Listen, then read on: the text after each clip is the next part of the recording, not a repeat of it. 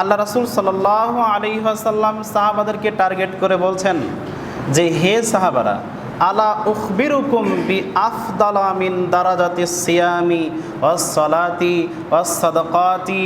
হে সাহাবারা, তোমাদেরকে কি আমি এমন একটা বিষয় সম্পর্কে সংবাদ দিব না, জানিয়ে দিব না, যে বিষয়টা, যে আমল করলে সালাত, নফল সিয়াম, নফল সাদাকা এর চাইতেও উত্তম হবে?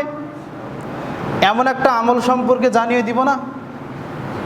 কলু বালা, সাহাবারা এক বাক্যে বললেন, জি ইয়া রাসূলুল্লাহ, হ্যাঁ আপনি জানিয়ে দেন। কারণ সাহাবারা ছিলেন আমল প্রেমী। যখনই কোনো আমলের কথা শুনতেন, তারা এক বাক্যে বলে উঠতেন যে তাড়াতাড়ি বলেন, দ্রুত বলেন, কি সেই আমল? তো সাহাবায়ে কেরামেরা বললেন যে সালাত, সিয়াম, সাদাকার চাইতে উত্তম আমল আছে, কি সেই আমল আপনি বলেন।